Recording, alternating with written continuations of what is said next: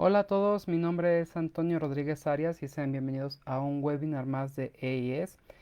En esta ocasión vamos a hablar acerca de la interfase de radio en 5G, el famoso Air Interface. Así que vamos a esperar un momento en lo que se conectan más compañeros para esta transmisión, ¿vale? Entonces, esperemos un momento, por favor.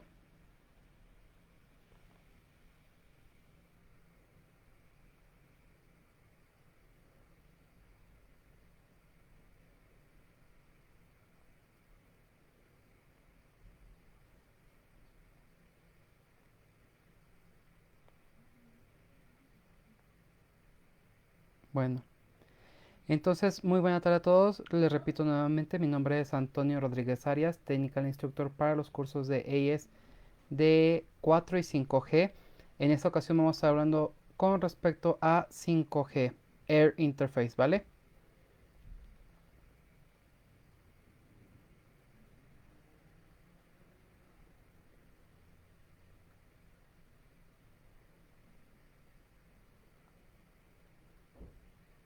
Ok, bueno, vamos a ver si ya tenemos a alguien más allí. Ok, perfecto. Entonces, en esta ocasión vamos a hablar, como les había comentado, de la interfaz aérea de 5G, los beneficios, principales características y lo que está cambiando en general con respecto a lo que viene siendo LTE, ¿no? Entonces vamos a comenzar esta parte. En este módulo vamos a ver los siguientes temas: la evolución de la interfaz aérea, que es lo que había antes de la llegada de 5G, cómo vamos trabajando con cada uno de ellos, obviamente haciendo énfasis que, por ejemplo, antes en la cuestión de IP o en la cuestión de transporte de la información, antes tenemos Circuit Switch, luego fue una combinación de Circuit Switch, Packet Switch y finalizamos con la parte de totalmente Packet Switch. Pero en la interfaz aérea pasamos de 200 kHz de ancho de banda en el caso de GSM hasta 400 MHz de ancho de banda para RF2 en 5G. Es decir, hemos comenzado a tomar de una forma más radical la cantidad de recursos de espectro para ofrecer una mejor calidad de servicio. Sin embargo, al igual que lo que pasó con LTE, porque recordemos que LTE en su interfaz aérea es similar a lo que venía siendo este GSM, también se comporta de forma similar 5G, pero lo que va a cambiar van a ser sus tiempos. Bueno, la definición de las frecuencias FR1 y FR2, esto ya actualizado a Release 16, que acaba de salir hace un mes.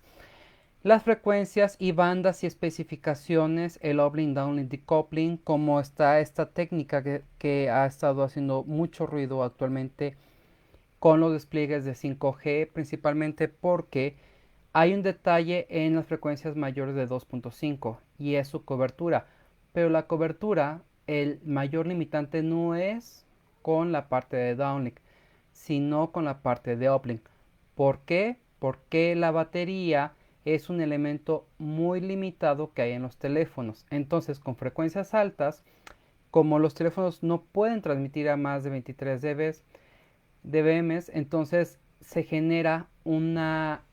acota muy fácil la cobertura por este tipo de efecto. Luego vamos a hablar de los protocolos de 5G en la interfaz aérea, lo que va a ser el RRC, que recordemos que el RRC pertenece a lo que va a ser la parte del control, el SDAP, que va a ser el protocolo dedicado para user plane en la interfaz aérea, PDCP, RLC, MAC y la capa física.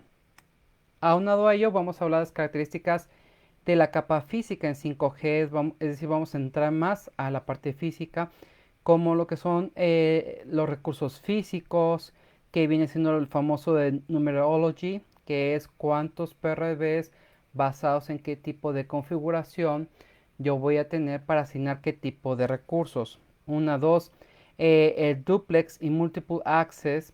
Vamos a hablar acerca de el fixed o FDM, el Channel Coding and Modulation. Vamos a hablar también de los procesos generales de la capa física, el Frame Structure y Time Frequency Resource, que es la parte importante de los dígitos de subcarrier spacing y toda esa cuestión. Y luego vamos a hablar de características particulares con respecto a la parte de uplink y downlink. Aunado a todo esto, vamos a hablar del scheduling, de ARC, Random Access Procedure, y por último las capacidades y especificaciones de teléfonos móviles, ¿no? Entonces, digamos, si nosotros queremos observar un cambio muy radical, por ejemplo, en el caso de los canales que vamos a tener ahora en 5G, es que si observamos en la parte de abajo, déjenme pongo mi puntero, aquí está.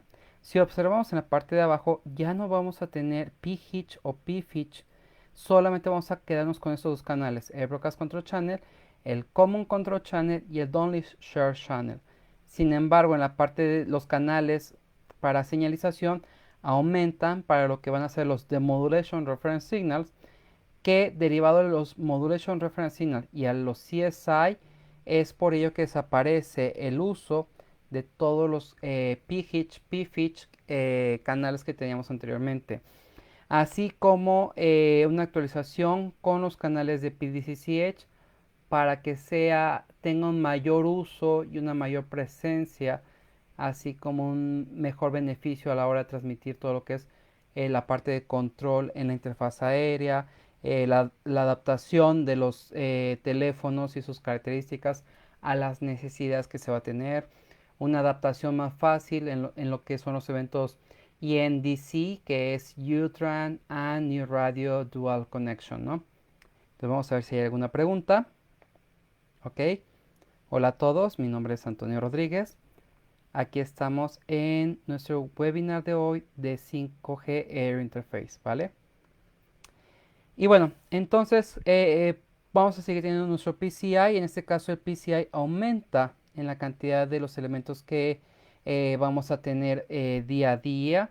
También vamos a tener este reference signal que se llama Phase Tracking Reference Signal, que nos va a ayudar cuando estemos en gran movimiento o estemos en malas condiciones de radio, ¿no? Después de esto vamos a tener lo que va a ser toda la parte de uplink. Vamos a seguir conservando nuestros principales canales en la parte de físicos, como lo que es el push, el puck y el PRACH, pero también estamos cambiando a una mayor cantidad de canales de reference signals, que son los de Modulation Reference Signal, tanto para push, puck, y también como observan, al igual que PDSCH, también va a tener un Phase Tracking Reference Signal en el caso de baja cobertura o de alta movilidad. Ahora, si revisamos la actualización que existe con respecto a los últimos cambios que hay ahorita en cuestión del espectro, de hecho ahorita ya estamos también entrando a lo que van a ser los 450 MHz, desde 450 MHz hasta los 6 GHz. A toda esta parte del espectro se le conoce como Frequency Range número 1 o FR1, pero comercialmente se le conoce como Sub-6, aunque también sabemos que ahorita en el último release estamos llegando a casi los 7 GHz. Luego hacemos un brinco muy alto hacia lo que va a ser las frecuencias milimétricas, comenzando desde los 24 GHz y teóricamente estaba planeado hasta los 80 GHz. En la última actualización del 3GPP se ha determinado que se va a llegar únicamente hasta los 50 GHz. Ahora, dependiendo de la naturaleza de las frecuencias, el uso, la implementación y todo, sabemos que las frecuencias milimétricas, por su tipo de cobertura, aunque también por su limitada cobertura, pero su muy amplia capacidad, vamos a generar esos pequeños hotspots en varias zonas superurbanas o urbanas para ofrecer nuevos servicios como es televisión en OTT, home broadband, V2X, cuestiones que demanden una gran cantidad de datos, también como realidad virtual y realidad aumentada, que son dos conceptos totalmente distintos, pero es la digitalización de nuestra realidad. En siguiente caso vamos hablando de los sub-6, que va a estar también compartiéndose con respecto a LTE. Aquí es donde vamos a observar los casos de ENDC, pero también los servicios nuevos. No olvidemos que una de las mejoras que también vamos a tener en 5G es la generación de redes privadas dedicadas principalmente a ofrecer servicios para empresas. ¿Por qué? Por, por el uso de los drones. El uso todo, ahora sí que recuerden, un dron no es únicamente un dispositivo que va a estar volando y ya, no. Un dron también son pequeños robots industriales que van a estar moviendo mercancías o haciendo pequeños subprocesos de una cadena de alimentación o de producción, más bien. Entonces, en estos ambos casos tenemos que considerar bien que la movilidad, por ejemplo, como un gran almacén o warehouse como los de Amazon o, por ejemplo, Mercado Libre o cualquier otro tipo de warehouse como DHL, FedEx, Estafeta, etc., que requieren una gran movilidad y sincronización de este tipo de dispositivos, pues qué mejor que hacerlo no por redes Wi-Fi, sino por una red que además de una alta capacidad también les permita una mejor movilidad de los datos y de los recursos. Vamos a ver si hay alguna pregunta. Hola a todos, bienvenidos.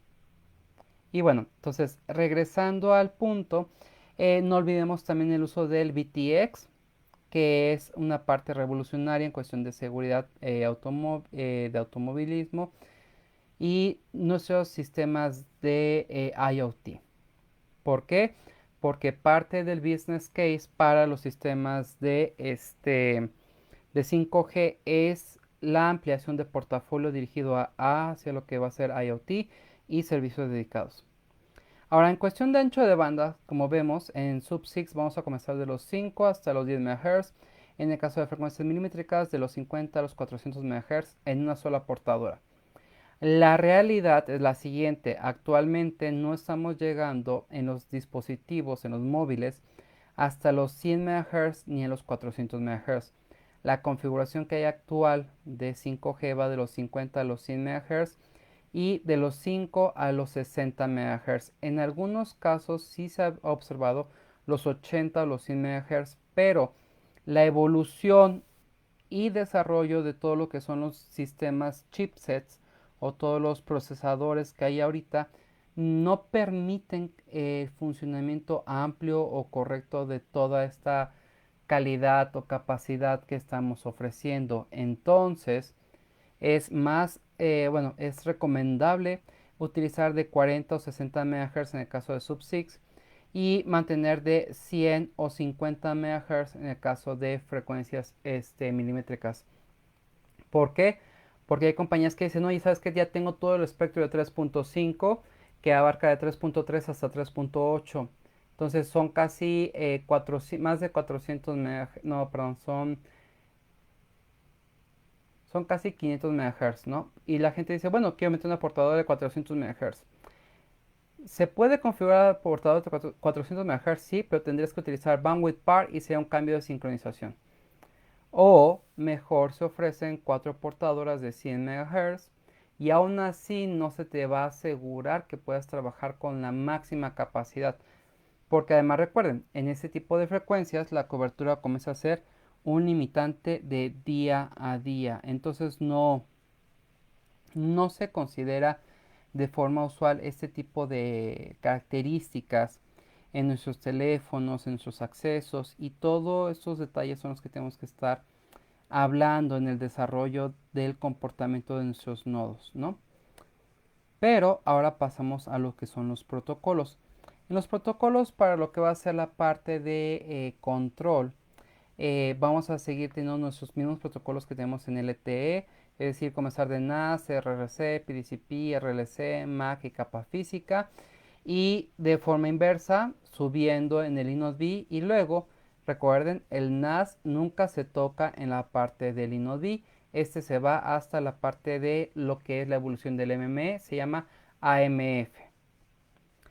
Pero en el otro caso vamos a tener la parte de User Plane.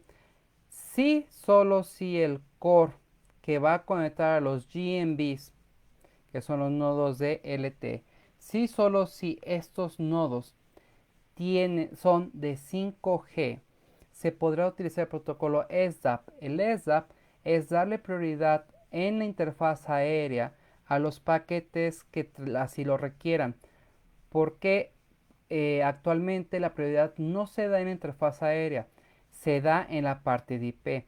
Lo que hace el protocolo ESAP es darle prioridad en la interfaz aérea a estos protocolos. Y bueno, el primer elemento, que más bien es el único elemento que vamos a tener en la red de 5G para user plane, se llama el UPF, que digamos es la evolución o el símil del del peering gateway, ya que este se comunicará a través de otros UPF para ofrecer servicio. Entonces, estas son las principales características en cuestión de protocolos que vamos a tener en el respecto de nuestros despliegues de 5G, su entendimiento. Y otra cuestión, si ustedes me dicen, bueno, ¿y qué canal entonces, digo, podría utilizar el protocolo de ESAP si tengo un core de 4G? No.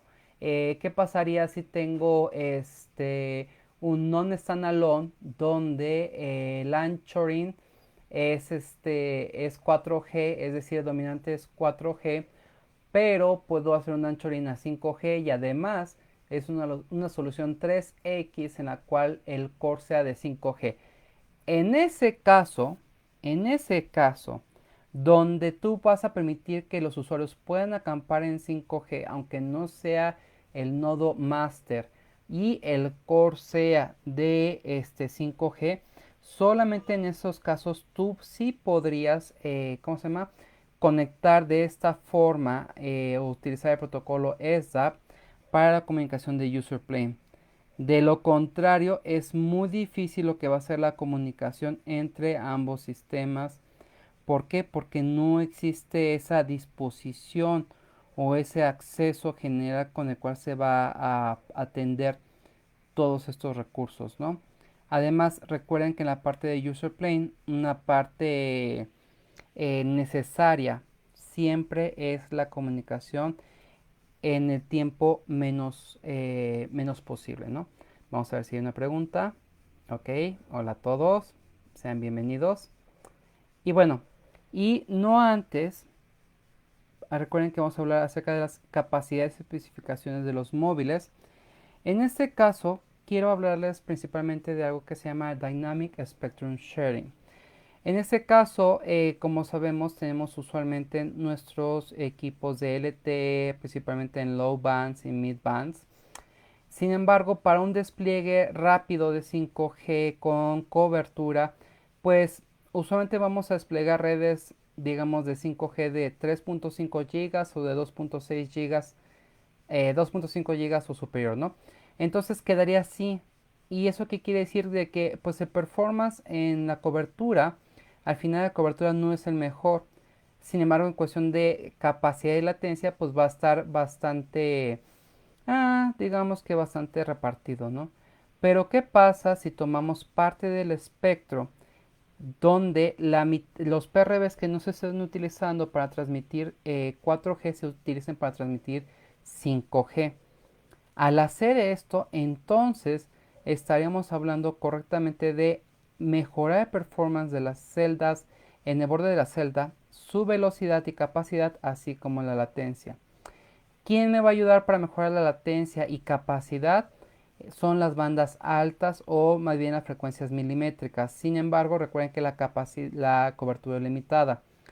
¿Quién me va entonces a ayudar para mejorar la cobertura en el borde de la celda? Es teniendo el Dynamic Spectrum Sharing en las frecuencias medias y las frecuencias bajas para 5G, para que no todos los usuarios sientan el cambio cuando se van a desplazar de una frecuencia de 5G a una frecuencia únicamente con 4G, ya que el throughput y la experiencia del usuario va a variar mucho. Algo así como lo que pasaba cuando se desplegó 4G, que cuando los usuarios se salían de 4G y caían a 3G por cuestión de cobertura o lo que sea, los usuarios generan muchas quejas porque por estos tipos de cambios tan abismales con respecto a la experiencia y la calidad del usuario. Entonces, ah, no es lo más recomendable, ¿no? Por lo tanto, la mejor solución ahorita es Dynamic Spectrum Sharing, donde la mayoría de los proveedores, llámese eh, Ericsson, Nokia, Samsung, Huawei, ZTE y algunos, no todos y algunos, Open RAN ya cuentan con el Dynamic Spectrum Sharing para ofrecer ese tipo de despliegues más eficientes, ¿no?